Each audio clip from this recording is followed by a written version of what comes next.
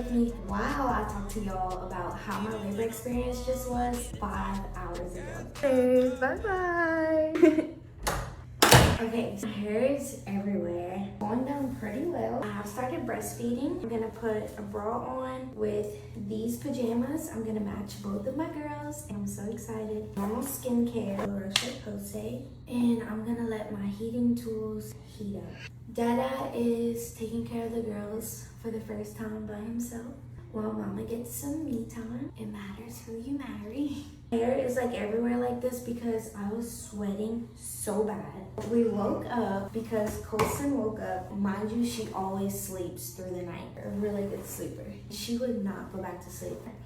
I started cramping and having my first contraction. It was almost like another situation, exactly how it was for Colson. I didn't have a single contraction all that day, but I had a doctor's appointment that morning. I got a membrane sweep. I was like, did that membrane sweep work? Like, I didn't feel any different. The glow screen, now was starting to hurt like really bad. I got out of bed and I went to the bathroom and my husband started getting up and he's like, what do we need to pack? Like, you are in pain, let's pack. I hadn't packed a hospital bag, diaper bag, anything. Mind you, I've been panic ordering all week just to make sure I was prepared because I knew it was 38 weeks and I had Colson at 38 weeks. I started throwing up. My husband was holding my hair back, thank God, he is a godsend. Tried to go get in the tub to like wait out the contractions because I had somebody scheduled to come finish the nursery. There was just still a lot. Well, I can pack her back tomorrow.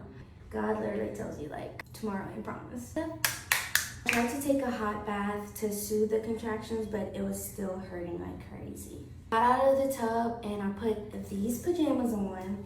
And I told my husband, like, we just have to go. I didn't care what was packed, what wasn't packed. He's like freaking out everywhere. He's packing everything. And I'm like, babe, we just gotta go. Like, I have to get in our car and get to the hospital right now. Felt like the end near contractions, which ended up being the end near contractions. We got to the hospital, y'all. I could barely walk in here. They got me a wheelchair right away. She could see how much pain I was in. Got into the hospital at 2:33 with the toner. 2:33. And we get into the hospital. We're checking in. They're like, are you her husband? My husband is like, yeah. Telling them all my information, like verifying everything because I couldn't even really talk, y'all. They brought me straight up. She checks me, still having contractions like every 2 minutes as they're doing all this. I'm like, y'all, give me the epidural right now. They're like, oh, well, we have to send in lab work, do all this for the epidural. So I wasn't able to get the epidural. I'm literally waiting for this epidural the whole time. She lays me on the bed, she checks me, she's like, you're 6 centimeters and basically like completely effaced, like let's get her into a delivery room. While I'm in the delivery room, I was still contracting like so bad, y'all. Like, she kept asking to check me. I'm like, no, I'm waiting for the epidural. Cause I knew if she would check me that she'd be like, no girl, you're gonna have to push without the epidural. And I'm like, no, I don't want to do that. It was obvious to everyone that I was still dilating and like, things were moving pretty fast. My husband's right there, he's looking me in my eyes, he's holding my hands. And I'm like, every time I got through a contraction, I'm like, epidural? Are the labs results back? And they're like, no. She like started prepping me up. She's like, hey girl, you might have to push without the epidural, but it's nothing you can't handle. You definitely can do this.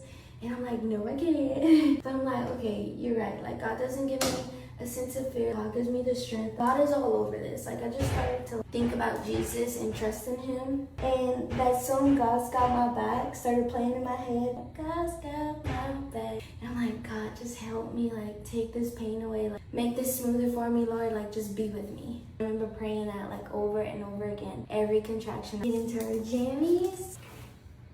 I kept getting the urge to push, and I was like, like, I just started pushing, y'all. And they're like, don't push, don't push. But they couldn't get in touch with my doctor. There was no doctor, nowhere to be found. Calling my doctor isn't answering, so don't push.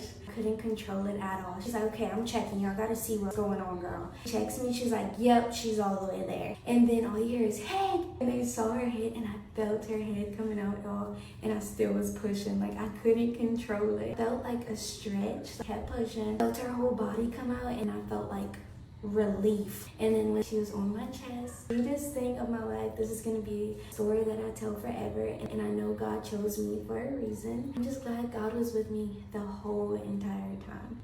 10 minutes with no epidural, no medicine whatsoever, all natural. I wanted to do that for Coulson. I still had an amazing experience for Coulson, but now that I've had like a dream experience with Koa and I didn't need like anything but God, like that literally says so much. I'm so grateful. I'm officially 5 hours postpartum and now we're going to take pictures. This is the final look and I'll talk to y'all later. Bye.